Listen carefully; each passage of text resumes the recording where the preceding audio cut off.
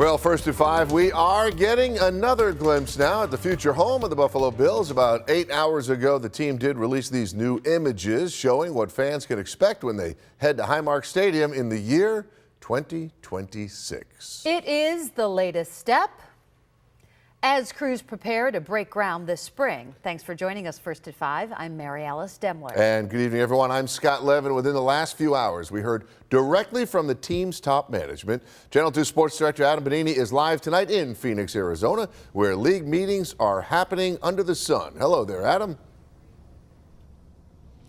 Hey, Scott, Mary Alice. Good evening, everyone, back in Buffalo. Yeah, a couple of things happen here today with regard to the stadium. We certainly got a better sense of what it's going to look like, what it's going to operate like. We'll show you those images in just a second. And as important, a better sense of where specifically the process stands toward getting construction underway and having this thing officially open in the 2026 season. Let's go ahead and take a look at some of the renderings that you mentioned were released earlier today, more detailed than what we have seen in the past, both in terms of what the bowl will look like and some interior pictures as well. The concourses, the idea of celebrating tailgating, for example, that tradition indoors, easy access for fans to get to different parts of the stadium to congregate. We did talk with Pagula Sports Executive VP Ron Rakuya, again within the hour, who says their lawyers are set to hand over the lease documents to the county now for the final approval. That could have happened today. At the latest, it would happen middle of this week, Wednesday, he said, and then the project would have a full green light. I haven't reached frustration yet, anxious, but the biggest thing is, like, we don't have a lot of time. Construction has to start. The stadium has to open for the 2026 season. Days matter. So we're in a good spot. This has gone exceedingly well. We just have to get it across the finish line, and really all that's left is delivering the documents to the county.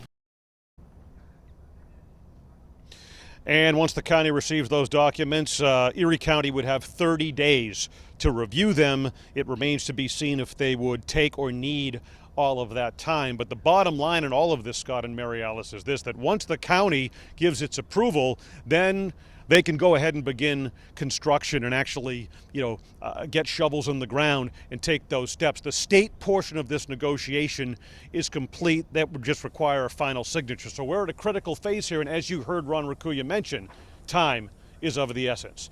Live in Phoenix, Arizona, Adam Bonini, Channel 2 Sports. Scott, Mary Alice, send it back to you in Buffalo. Yep, another step closer. Thank you, Adam. And as you mentioned, Adam, Erie County Executive Mark Poloncarz is also weighing in on the stadium renderings. He says the new images show the Bills are nearing the final design of the facility, including how the outside is going to look.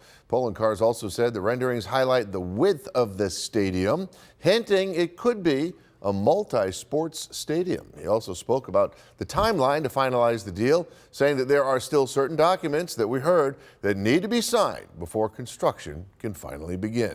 The documents I was hoping we would be able to have as of last week, but there's still some things that the attorneys are dealing with on opinion letters and the like that are just keeping it from being signed by me, being signed by Terry Pagula, and then send over to legislature for the final approval.